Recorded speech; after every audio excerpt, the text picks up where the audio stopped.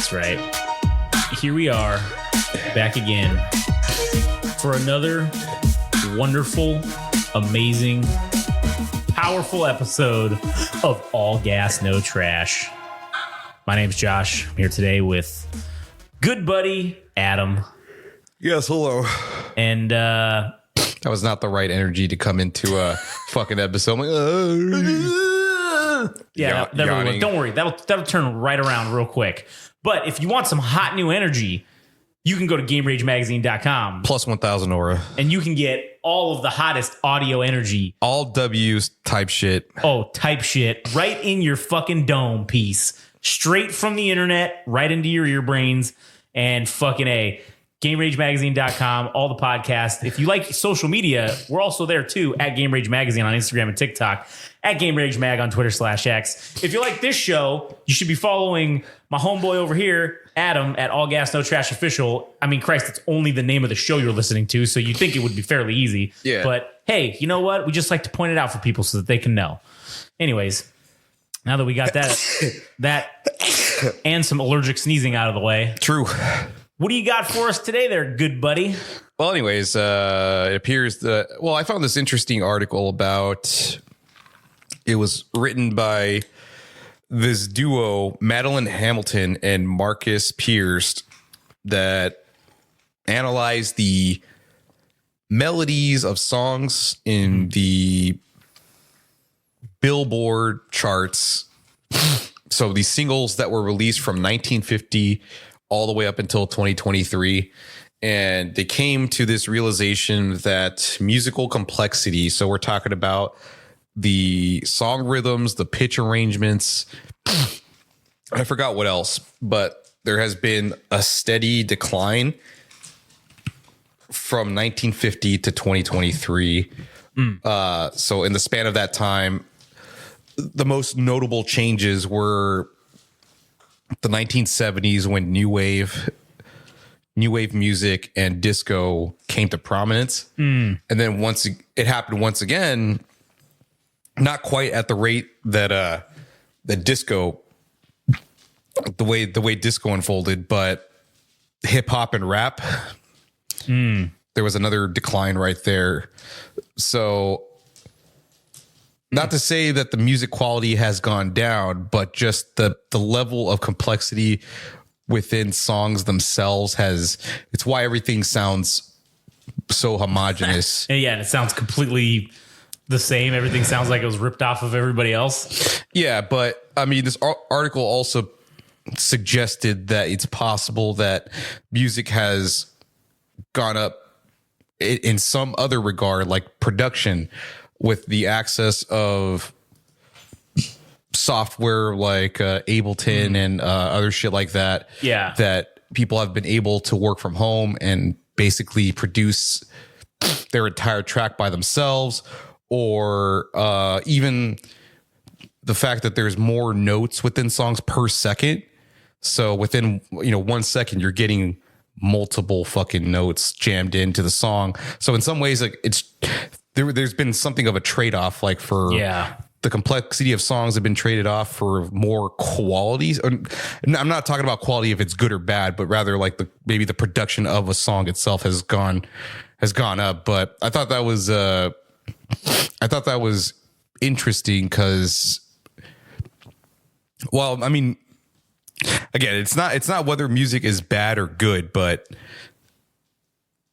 just talking about like how things are arranged in music, whether it's like pop music, it's like things like the bridge, which is like the portion between the verse or like the chorus and then coming to towards the end of a song, or, it's like the thing that brings the song between the verse and the chorus, right, or the chorus and the verse, vice versa or whatever.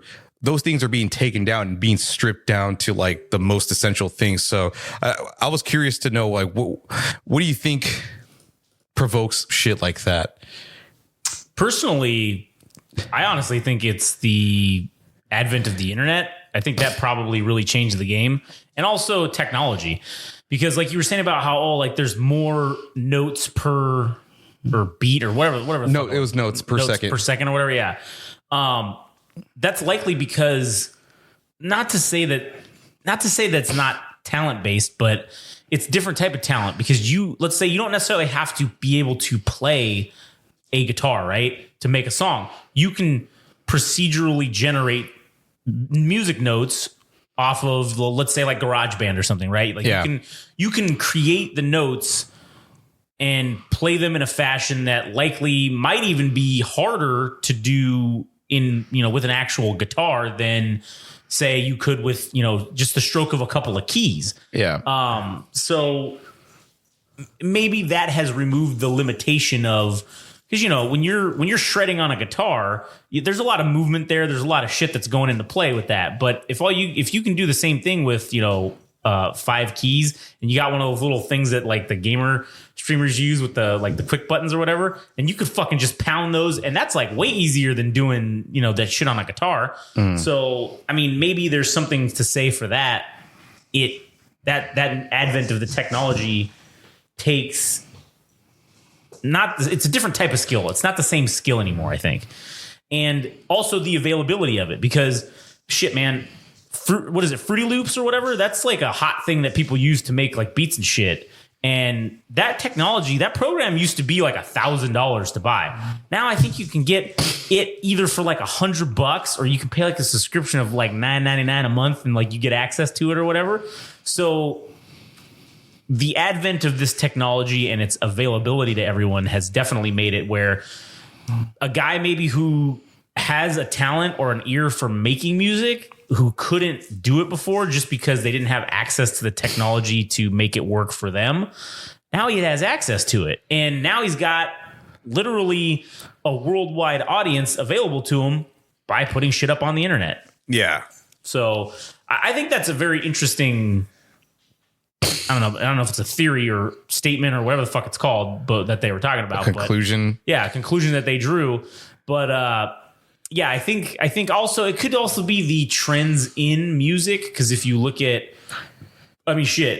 commercial music has been around essentially for 100 years almost now. Like in the, yes, it's evolved and changed, but the radio kind of started in the 20s maybe or some shit like that, or 30s. I don't know. Well, probably like the early 1900s. It's been around for a while, and thus music has existed for millennia because everyone's been making music since humans could fucking make fire. We were fucking using sticks on fucking rocks to make music, right? So because of before, where in the 1600s when fucking whatever Bach and Beethoven, all those assholes, right? They weren't putting their shit out on CDs or putting it out on the internet, right? You had to go to an actual fucking like theater and like hear them conduct an orchestra and play it. And I don't know when fucking the phonograph was invented, probably in like the 1800s, right? Like where they were, where you could have the recording on a fucking little vinyl, whatever the fuck it was. Fuck, I think so. Probably like the 1800s, I feel like. So yeah. Any music made prior to that, the only way you could see it or hear it was in a theater, and you had to buy a ticket and physically go there. Yeah. So you were limited by funds and you were limited by access to the location, right? Because some people some of them didn't travel outside of whatever their home country was to play music. So some of them, did go all around the world, but the likelihood that you would hear it was probably low. Now, once the radio or the phonograph, that made everyone's access to the music a little greater. And now it's compounded now over the last several hundred years to where now you can literally make some shit and put it on the internet and everyone can read it or hear it. So I also think stuff maybe sounds more homogenous is because of the fact that if you look at like guys like that were major composers, granted that's talent, right? That's a lot of talent with skill built in. But if you take that and those guys are coming up with these original compositions and stuff, if you look at now where everybody kind of sounds similar because everyone has access to everything now. And everybody, like a lot of things have already been done too. Right. So it's that thing of, it's that I forget the name of the book, but it's a great goddamn book. The one about it's like the 7 basic plots or something like that. And it's for a book that's basically about 7 basic plots. It's like 1,000 fucking pages. And it's about how explaining throughout history that every single story, you can basically boil it down to 7 different plot lines. And that's the basis of every fucking story. So it's kind of saying like, hey, just because maybe this story has been done it shouldn't stop you from making it. Just like maybe if this song has been done exactly, shouldn't stop you from making your song that's maybe similar, or it's your take on that song. You know what I'm saying? So it's interesting to see that this is where it's gone, and that trend of, oh man, as music has become more widely available to people throughout this 20th and now 21st century, shit's kind of starting to blend together. And it's almost like, like when you look at the future of everything, how like all the I don't know if this is so dystopian, but all the futures in all the movies, all the music sounds exactly the same. You eat pills, for food or whatever. Everything's like, oh man, fashion is like, everything is just like the same and homogenous, because that's what it boils down to at the end of the day, is all the crazy shit's already been done. So like now what's crazy shit is for everyone to look the same, for everything to sound the same. That's the hot shit. You know what I'm saying? Yeah. Which is crazy that it's, and I'm sure it's cyclical. I'm sure we just don't have a historical record that shows that happening. You know what I'm saying? That shows that yet, because maybe we haven't hit that point yet, and then it'll go. And then once everything becomes homogenous, and then it'll recycle again and go back to people doing crazy shit. And then maybe it takes a couple hundred years to go through that cycle or whatever. Yeah. But anyways, yeah, that was my fucking spiel about it. Yeah. I mean, I think the part about notes being played per second, I don't know why it makes me think of rap music or more contemporary rap music, where the triplet beats and the like that shit. Or I also think of jazz back in the day when it was more complex, like freeform jazz or avant-garde jazz, shit that was like really out there, but it was kind of showing their technical prowess to be able to do things like that. But that doesn't necessarily mean that there was always it doesn't necessarily mean that there would be an audience for that. Like, yeah, there's going to be people that are jazz heads that appreciate that type of music, but even that like became a watered down version of itself. And as decades passed, right? Like as years went on, and even with like pop music, as you go through like the decades, like it becomes more simplified, or because I wonder if it's because of like the audience itself that they can't handle too much, because musical complexity is just a little too much for, I hate to say normies, but like when you're talking about musical prowess, like people that could do amazing things with instruments, not everybody's ready to see that shit, or not everybody's ready to see a new genre or songs be taken in a different direction. And like pop music having simple arrangements, like it's usually the major chords, A, B, C, G, whatever the fuck. I mean, most of them play probably the same arrangements of chords. Yeah. And that's why probably everything sounds fucking similar. But I think in addition to that, I don't know if technology has helped either, because as we've talked about in the past, with the fact that Reels or TikTok videos, Reels, all these short form videos, maybe there really isn't space or time to make songs 4 or 5 minute songs, because people can't even wrap their head around a 2-minute song, or like that's the most that they can handle, because now their brain is basically conditioned to 90 seconds. So it's like now everybody's probably trying to make everything 2 minutes. So you try to make the best song in 2 minutes, and that means you don't have any bridges or you don't have any solos. It's verse, chorus, verse, chorus, verse, chorus, and that's it. And then you have it's probably three chords that you play throughout the song, and that's it. Yeah, and then you variate maybe a little bit off those 3 chords, and that's it. That's like, but the base of the song is that. Right. And, to go back to the jazz thing real quick, it's interesting to see that, okay, like with jazz, right? Yeah, them showing off their technical prowess with a saxophone or a trumpet or even on the drums, right? You can take that to the next level, where as a guy, if you're sitting there and you're playing a drum kit, it might be, I don't know, I've never played drums, but it seems to me like doing that triplet beat or whatever it is for the thing, that's fucking difficult. That's very difficult. That it's almost couldn't exist, which it really didn't exist until there was a machine that could do it, right? Because like people weren't like in jazz bands going like doing that fucking shit. You weren't that wasn't happening, right?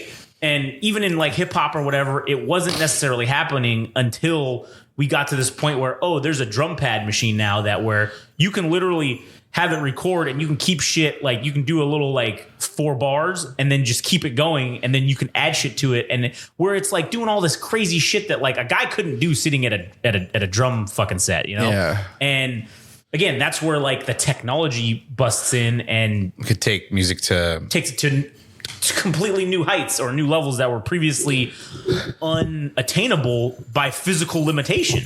And it's not to say that, because again, that playing of the drums or that like those old jazz, you know, musicians from like the 40s, the 50s and that era, I mean, those guys were talents and a half. I mean, there's no argument there, right? Yeah. And it's also not to say that the guy who does the shit that he does with a drum pad is not talented, because that takes talent as well, but it's a different kind of talent, you know? Yeah, it's like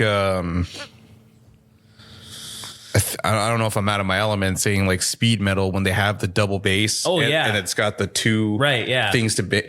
Nobody's looking at, I mean, sure, there are assholes that look at somebody and think, well, why can't you just do it with 1 foot? Because that shit's hard as fuck. Yeah. But at the same time, like the genre demands that, and most people can't fucking keep that up unless they condition themselves. I mean, that's very impressive if you could do it. Oh, yeah. But not to say that you would be looked at any different, because the genre requires speed. So it's like, in order to compensate for human limitations, you have the double bass with like you have the bass drum itself, which is the big fucking unit, and then you have the 2 prongs or whatever the fuck that bang on it, so it hits it at a double beat. Yeah. So you're playing like real fucking fast. Yeah, and if you look at all the drummers in most bands, they're shredded as fuck, most of them. Yeah. Because it's like drumming is extremely physically intensive. Yeah, it especially is. if you're in a metal band. Like there's dudes like that have a fucking like 26 fucking pieces of fucking drum shit and cymbal and shit that they gotta hit. Yeah. And you're just like, holy shit, that's insane. And that's a real talent right there. But not to knock that guy, but there's a dude sitting in his mom's basement that could do the same shit and maybe better with a digital version of that. True. But because he has the technology and shit, that's not to say again that guy with the sitting in the mom's basement is not talented. Illegitimate. He's just as legitimate as the other guy. Yeah. It's maybe not as impressive, but it's still talent and impressive nonetheless. That you can make music regardless. It still takes somebody to understand what they're looking at, Right. to make whatever they actually want. Even if they don't have the necessary skills, it's like they know how to get to that end goal, I guess. Yeah. But I don't know. That was a great topic. That was it was I don't know. It was just kind of, and then I started looking into. There was other articles that came up when I typed that were interesting, that were talking about genres and shit, and with musical complexity in mind. And I was like, oh shit, man, fuck, I need to find some of these fuckers and maybe interview some of these sons of bitches. That would be fucking cool, because I mean, that's the one thing is, listen, we like music. We're musical, I don't know, music buffs, we're enjoyers and consumers of music, right? Yeah. But we're not experts. We're not like, we do make music, but you know, not to the level of what some people would do. No. So it'd be cool to talk to someone who's actually well-versed and educated in the act of making music, or the science behind it, I guess, or the art. Because I mean, yes, it is an art form, but there is kind of a science to it. It you is. know? And it'd be cool to, you know, talk to somebody who's legitimately educated in that. Maybe while you're looking up for Without Censor, some of these colleges and shit, maybe you can find a music department and we can fucking talk to some. That might be someone, a barrier to entry that's probably a lot less than like the guys doing like interdimensional fucking physics or whatever. Oh my god, dude, that shit! I wouldn't even know where to begin asking questions like that. But shit, if you want to hear all the stupidity that we talked, that was, I think, the previous BFN episode. Whatever the last BFN episode we did talks about how stupid we are. yeah, about how we're just idiots. And then just to kind of brush up on this topic, because this shit was fucking funny, dude. I'm just So 4th of July this weekend, right? Yeah, okay. Everybody's having a good time barbecuing and listening to music. But for the 9 billionth time, dude, I just can't handle it anymore. I hope this specific podcast, and I do it ritually every Friday, like listening to music, right? But my uncle and my dad and my brother, my family in general, like it is very true that once you reach your 30s and beyond, that your programming sets in that you only like certain genres and that's it. And every fucking family gathering, dude, I hear the same fucking goddamn shit. Oh, man. I hear the same goddamn shit. With my uncle, it's the 80s shit. With my brother, it's like he likes Spanish rock or some bullshit. I've heard that shit for fucking years, dude. My dad likes Mexican fucking like norteños music or norteñas music and corridos or corridas.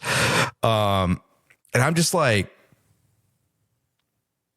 I can't get trapped in that shit, dude. I can't. Yeah. I constantly need to push my boundaries about what I like because I never want to settle for one genre or a few genres that I can only listen to. Because I've never been satisfied when it comes to listening to music. Like I've always been like that when I was a kid. I need 31 flavors, dude. I need 31 flavors, dude. I'm Baskin Robbins, man. I need variety. Oh yeah, man. I agree. And I will say this because I went to the 4th of July thing that was, that's presented by, the city and Monster Energy, of course, because that's fucking, it's the funniest shit ever, man. How it's like Monster Energy fucking presenting the 4th of July show. And they have I give them this every year. They have the sweet ass fucking stage fireworks show. It was a little lackluster this year. It wasn't that great. But the band that they had playing, don't know who the fuck they were, some fucking cover band. They fucking played a very awesome rendition of, what do you call it? God damn it, I can't remember the name of the song now, but it's Journey, Don't Stop Believing. They played this fucking excellent rendition because it was a male and a female lead, like co-singers or whatever. Right. And man, they played an excellent fucking version of that song. And I have to give a shout out to them. I don't know who the fuck they are because they never said their fucking name. And I was like half drunk anyways when we were there. So like fuck, I probably wouldn't have remembered anyways. But I just give shout outs to whoever the band was that was at the Corona 4th of July parade. Cover bands, dude. Or, not parade, but the what is it? I don't know. Fucking 4th of July celebration. Hey, they played in front of a crowd of, I don't know, there's probably like 6,000-7,000 people there. Like, it was a shit ton of people. That's fucking wrong. So it is, but you know what? They were all right. They're pretty all right. I don't give a fuck if they were all right, dude. They did a pretty good job. I'm sure they did, but here's the thing. Yeah, I'm sure they're all proud of themselves, but they're not playing their own goddamn music. That is true. And I see, and this is the thing, I would be curious to know if they actually do have their own stuff or if the city was like, hey, listen, we just want you to play these songs and that's it. And they were like, fuck, all right, well, you're paying us money, so fuck it, we'll do it. That's how you know. Is that selling out? Would that be considered selling out? Like, it might as well be shit. Yeah. If you're playing somebody else's music to get paid, it's like you might as well die inside because if you're an artist, yeah. You get your satisfaction from creativity and originality. Right, yeah. Not regurgitating the same shit. So with like, if you have a cover band up there doing, I mean, that also speaks to how stupid people are because they have to settle for. Oh, that's true. I don't remember if it was like a No Doubt cover band, but at least that I saw an advertisement for something about 4th of July and there was like a no Doubt cover band. I'm like, God damn, dude, that was fucking 30 years ago. Yeah, fucking man. Let it go. Why don't you find out what the latest bands are in the area and cover those? Yeah, and fucking have them do it. Have fucking do them something. Hey, you know what? I will commit to this right now. When Game Rage puts on our first 4th of July fucking celebration, it's gonna be all original music. It's gonna be there will be no cover bands whatsoever. Oh no! I mean, you could do a cover song. No, I'm not. Not even that. No, we're not even allowing that. The only cover song you can do is maybe the national anthem. All right, that's the only cover song you'd be allowed to do. We'll let you cover the Hendrix version of the fucking national anthem, and that's about it. Everybody else, fucking original music or else. That's it. So yeah, I'm trying to deprogram myself whenever we do this podcast because I even asked some of my family, I'm like, do you still listen to albums? They're like, no, I listen to the singles that come out on Apple Music. or just whatever. thinking- Spotify. That is okay. That is a minute. That is the smallest minutia of obligation that you would owe to an artist is to give them a fair shot if they have an album, to give them a chance altogether to hear their whole collection of work. Because just listening to singles, I don't think is enough to be indicative of getting an entire picture of a band. Although playing a couple singles, like, yeah, you kind of figure out what a band's about, but Yeah. why not give them a full chance to listen? So I don't know. I'm very much in the camp that anything that's new deserves its fucking due. And Yeah. No, I agree. so anyways, you had some, now the program is going to transition over to whatever you had Yeah. to show. So I have a few songs. I have a few songs that I just wanted you to hear them. I don't know if you've heard them or not. I have no fucking idea. I haven't told you what they are. Okay. And I did that on purpose just because I don't want you. I don't want to influence your opinion on these songs at all. That's But fine, that's I want fine. to get what your opinion is on the songs. And then you're going to say your shit. Well, yeah, but then there's a couple of them that I have an opinion about that is. It's like it was two separate opinions. It was an opinion. Well, we'll get into it when after you hear the music. How many songs are there? There's just 3. Okay, let's do it. So the first one is going to be. Whoops, shit. Are you going to withhold the actual song name and just let me hear it? Oh yeah, I could do that. I could just let you So fucking it'd listen just to be it. blind all the way through? Yeah. All right. Let's do that. Good. All right, and then I'll say it. I'll say the name of the song after you talk about it. Okay. All right, that sounds good. All right, so we'll get into it right now. So all right, hang on a second. Oh fuck, but these people kind of should know what the song is so they could listen to it and then hear what you have to say. All right, fine. Fuck it. Just say All right, it. fuck Just say We'll it. Just say All it. right. So the first song is gonna be it's called fuck. Let me turn this down. I don't want to fucking pop it up by accident. It's called "Break Me" by this chick called Maggie Lindemann and Sick Brain. I don't know if you've heard this song or not. Don't think so. Eat the entrails of your enemies by By your mom. sugar honey. Who the fuck knows? Yeah, all right. All right, here we go. So Break Me by Maggie Lindemann. All right, here we go. Okay, all right. So that was Break Me by Maggie Lindemann and Sick Brain with fucking 3 eyes. So anyways, all right, what'd you think of that? Gay. I fucking knew it. Okay, but okay, so well, do you have any other thing to say about it first before I go into I do. Okay, go ahead. It is very much what you would expect from like a League of Legends or Valorant or Raid Shadow Legends commercial. It's so generic and boring and stupid that I hate it. Oh yeah, man. It really is. Okay, but okay, you're going to get mad. Okay, because so I heard this song on fucking TikTok and I was like, but this, I literally thought it was Evanescence. Like when you said this, I was like, oh yeah, you'll see. It's fucking, I thought it was like an Evanescence song because the backing track sounds fucking like something they would do. And I'm like, oh, whatever. So I was like, who sings this fucking song? And on TikTok, you can't fucking ever, you have to go into the comments to find the answer because people are fucking assholes. Yes. And they want, instead of just giving you the info. So I go through, I find out it's this chick. So I'm like, cool. So I look her up. So I go look her up and like her profile is all like live versions of this song essentially, but the live version of the song, it's the commercial version, the studio version playing over the live performance. So she's not actually singing the song. And so I was like, interesting. So I kept digging and digging to try to find, and listen, I don't want to like, her gimmick is hooker shit. All right, that's all I'm gonna like. Her gimmick is hookery shit. She wears these tiny little mini skirts. She does these like stripper dances, shows her snatch to the fucking audience. Like that's like her gimmick. Okay, it's like it's horse shit and it's OnlyFans type shit. And so I already hate that to begin with, and I'm like. The song to me was like, it was kind of okay when I first heard it. And then as I started listening to it more and then incorporated the fact that it's just basically, it's a gimmick song for horseshit. Now I hate it for sure. And so I said, you know what? I want to know why every fucking song she had or every TikTok video is her doing the song live on stage, but it's not a live song venue sounding performance. It's literally the commercial version overlaid on it. So I started looking into it. I cannot find a single video on the internet well, at least on TikTok or anywhere that actually has her live performance being played. And so I found out that she's signed to some fucking label that's essentially just Virgin Music. And so I have a feeling that she has like whatever 3 million monthly listeners on Spotify, and I think she has like a couple songs that hit like like several 100 million fucking streams or whatever. And I think that, like, my theory is that she actually doesn't sound that good. Like, her voice kind of sounds auto-tuned a little bit. It does, yeah. So I have something to add to this. Oh, okay, all right, go ahead. Well, no, keep going. Oh, so my theory is that the reason why you can't find any videos of her anywhere doing the actual live performance is because it sucks ass. Yeah. And when you're looking at the videos of her in these venues, they all appear to be very tiny, small club venues.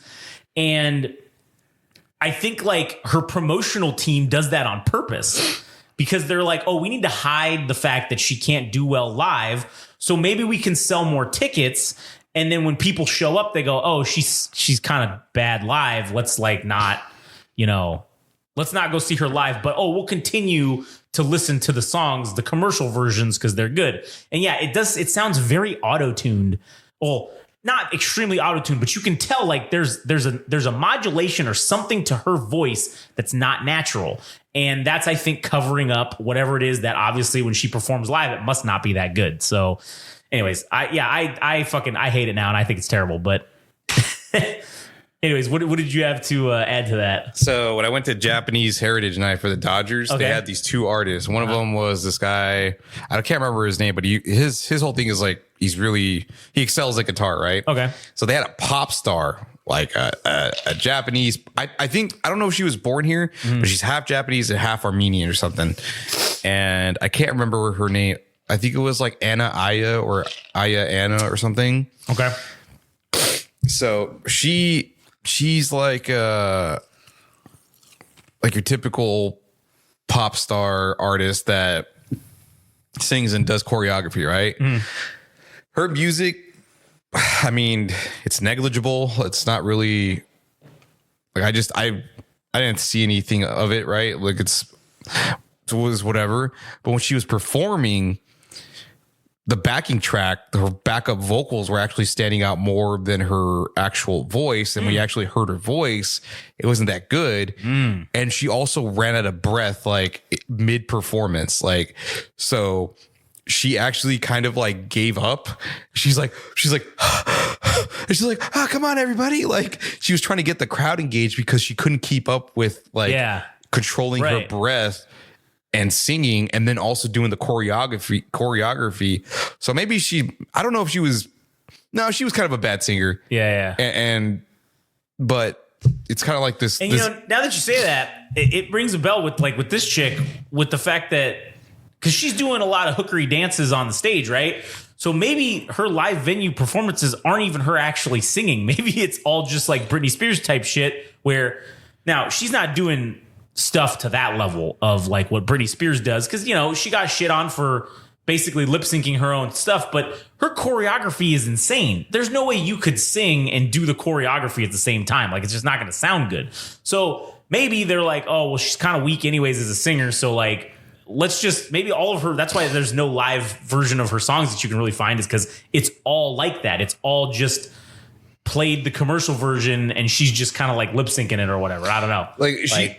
Okay, so I'm just looking her up, and her name is Anna Aya, and she did something for the Recording Academy, which is like the Grammys and shit. I actually haven't listened to it, but I'm kind of curious to find out. But I'm sure her voice isn't as good as it sounds. I think what they're really selling or banking on is her image, because she is rather fit and somewhat attractive. I mean, I don't know if I find her personally attractive, but to most people, she'd probably be attractive. But it's enough. It's enough for them to sell them as an artist. Whether they're good as a vocalist, I don't know. I don't know about that. And with the choreography and all that shit, I think she got exposed at Dodger Stadium. Yeah, fucking exposed. But okay, so let's go ahead and get to the. All right, so the next song is it's this. I don't know if you've heard. It's this new song by Falling in Reverse, I know of the band. I never listened to so the it's music. Falling in Reverse. It's also, it features Tech Nine, who's a rapper, yeah. So this is like a song that came out, I don't know, a few months ago. It's called Ronald. And so I'll just play it right now. So here we go. So this will be Falling in Reverse with Tech Nine. And on the credits here, it says Alex Terrible, which I don't know if that guy's in one of the bands or whatever. But so it's those three, Ronald. Here we go. All right. So that was Ronald by Falling in Reverse and Tech Nine. What did you think about that one? I didn't hate it. Yeah, I mean, I'll be honest, man. I'm a Tech Nine mark. All right, like I fucking love Tech Nine. I think he's fucking amazing, and I do enjoy Falling in Reverse. I don't enjoy all their shit, but I do enjoy some of their stuff. And I thought this song was fucking. It had a complexity to it that I feel like we were just talking about musical complexity. Yeah. Because it goes from this like fucking straight heavy metal, like fast fucking shit to this kind of like almost epic, that, like that kind of gospel-y kind of thing. Like, and then it goes into him rapping, like it goes from, I don't know what the fuck you're saying, metal, to him just straight machine gun fucking rapping. And I thought that was fucking awesome. And then they kind of like, it just, I don't know, it just went together kind of perfect. And I like that song. I think that song's fucking awesome. And it's different. It's different than your typical like normie shit that exists, I guess. I don't know. Yeah. I think because I know we could say metal is like a subgenre. If rock is like the umbrella, at the very, like if it's the root of a tree, and then every rock related genre branches out. I think everything eventually ends up going cyclical, or it kind of reaches its own end. And for this, like, I don't remember strictly where Falling in Reverse is, but I think they were kind of like a metalcore or post-hardcore band. So maybe like Killswitch Engage and everything else that came out during that time. But that shit ended like a decade ago. Like that time for that was a decade ago. But I will say, I think the reason that rap is probably going to be transcendental for like all time at this point is because it's able to pull in from other genres. It can sample, it can do interpolation, like all these things to basically pull from all types of music. So to see rock do that, because I do think there is something with rock where it just kind of insulated from it's insulated within itself, that it doesn't allow itself to evolve. Right. I mean, yeah, there are subgenres within subgenres and shit, but eventually that like, it's like, well, fuck, what really sets apart each thing from itself? So with this, it's like adding in a whole different element of music or a whole other genre, which is rap. And then like giving new life to something that was already kind of, I don't want to say dead, but the time for it passed away. Yeah. So it is interesting.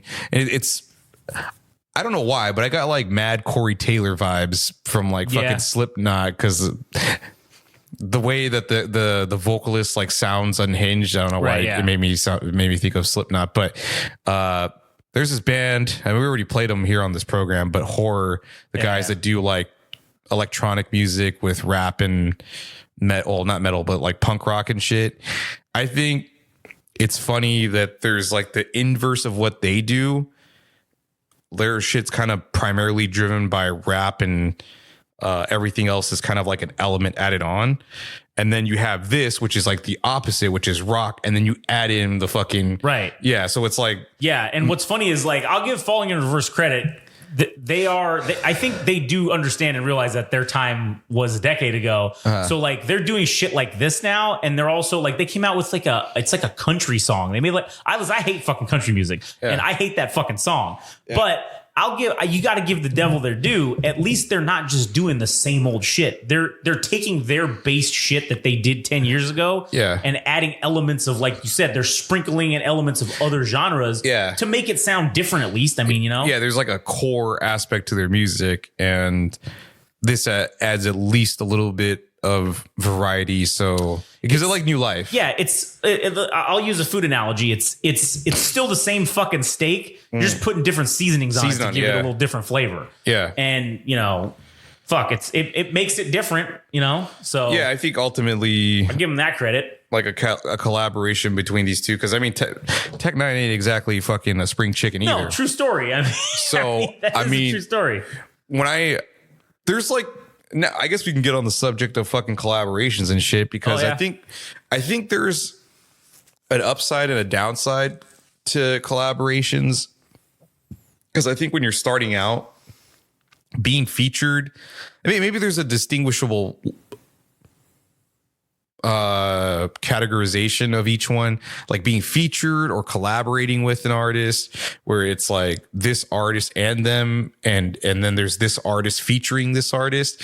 I think early on in your career, it's a good thing, because it's like it's showing that you're willing to work with other people within one genre, but also other genres as well. But when you're doing it towards the end of your career, I feel like it's like a cry for help, because I've seen bands that do super groups, like with George Harrison, and he had like Roy Orbison and Tom Petty and Jeff Lynne from Electric Light Orchestra, basically all these guys that were washed up from like the 60s and 70s, right? Yeah.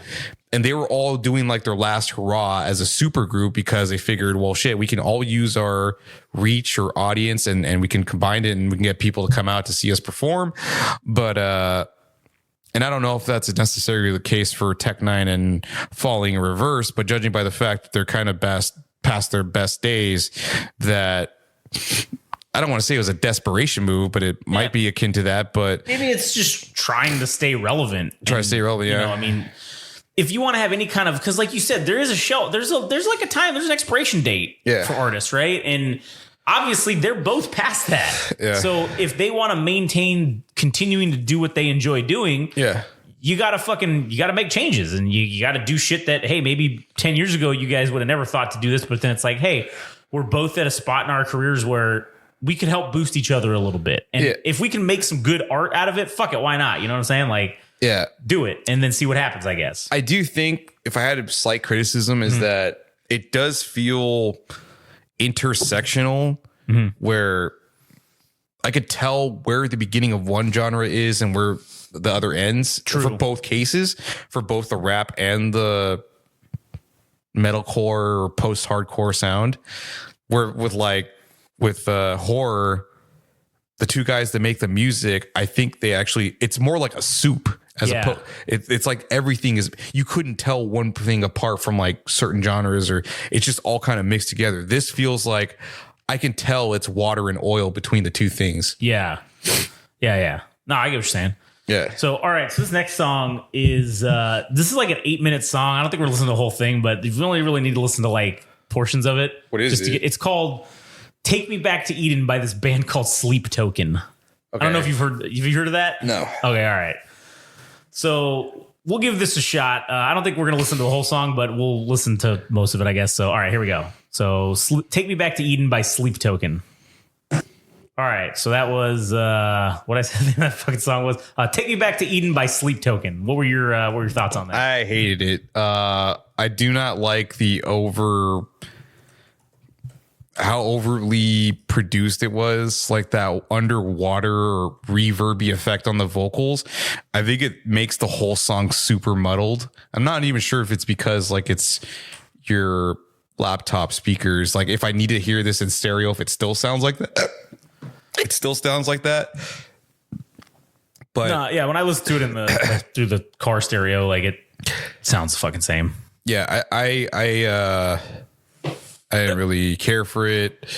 I think when he was actually singing on the first part of the song, when they actually got to him actually singing, I'm like, oh, this dude has a good, like, he has good timbre in his voice. Like he can sustain notes, and well, shit, maybe not. Maybe it's part of the illusion with with the, maybe there's vocal effects added on, but at least it sounded interesting in the beginning. And then once it got to the main parts of the song, possibly the chorus, with like this whole drawn out reverby portion of his vocals, it felt like too much to hear. Like it the only word that comes to mind is that it sounded muddled, and it's like it sounds more like white noise than it does music.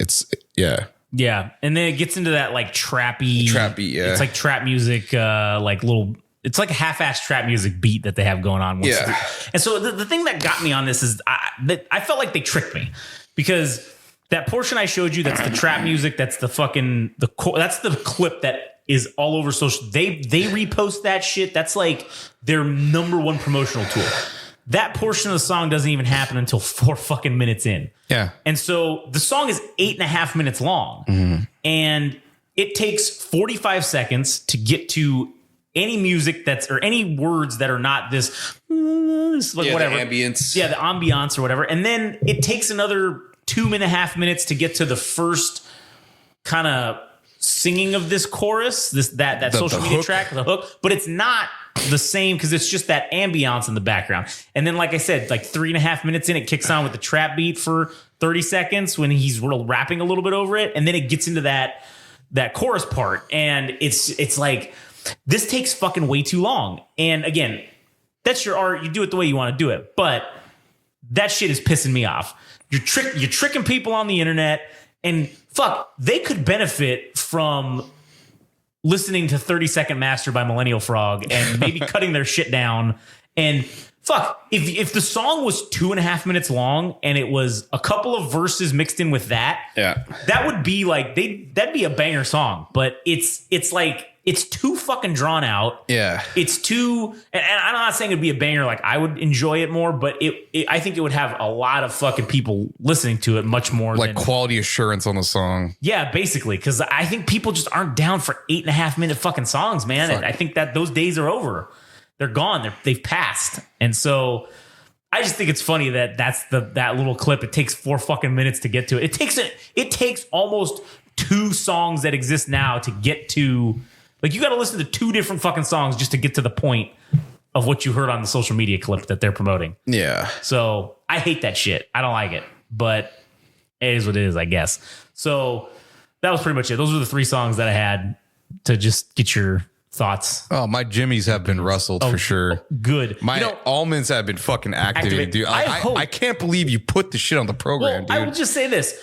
It was in my hope to rile you up, so that you would then go out and find good shit for us to listen to, because obviously I don't know what the fuck I'm doing. I only find bad shit. I mean, I was like basically 1 for 3. I'm batting like fucking 300 a day. Like I'm like 1 for 3. So I mean, I can still get into the Hall of Fame, but not as good as batting fucking damn near 1,000 over here like you. So I don't know about batting 1,000. I mean, shit. I bet you 10. I was actually. We're gonna have to do this as another episode. I have the next 2 episodes planned out. Oh, okay, cool. All right, because this fucking band, this enigma of a band, dropped this band's called Salt, and it's spelled SAULT. World-renowned band.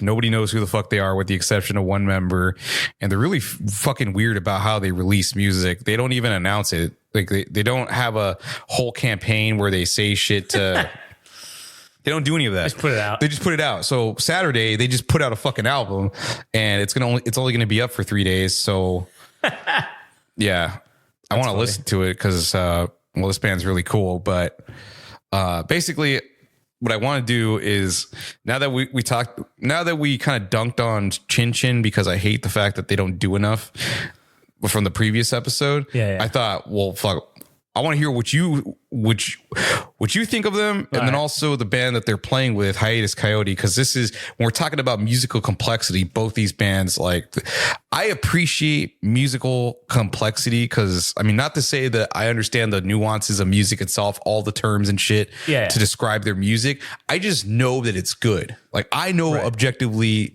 it's fucking good, and subjectively it's good. But for someone like yourself, I want to hear what you think about each of these bands individually. And, all right. Yeah. That sounds good. That's going to be fun. And then on top of that, we do I don't know if it's an album review, but we might as well call it an album review of the other things. So that'll be like the next 2 episodes. But yeah, cool, I'm down. Sounds good. Sweet. All right. Well, that was pretty much it. What do you have anything else to add for the end of this? No, that's pretty much it. Yeah. All right. Sweet. Well, anyways, hey, if you had fun listening to us talk shit about this, you should go to GameRageMagazine.com and hear us talk shit about a multitude of other topics and subjects on our plethora of podcasts for your listening pleasure. If you like social media, you can go to @GameRageMagazine on Instagram and TikTok, @GameRageMag on Twitter/X. And if you do like this show, it would probably be wise if you enjoy the things that are said on here. It'd probably be in your best interest to go to @AllGasNoTrashOfficial on Instagram, and you can get breaking information even before we talk about it on the podcast, technically, and follow Adam there. So, anyways, all right. Well, that's the end of the episode. If you don't like what we said, get fucked and make your own podcast and say what you want. Yeah, if you also think I'm a piece of shit for being so critical all the time, go ahead and send me some email and I'll go ahead and ban you. You get that ass banned.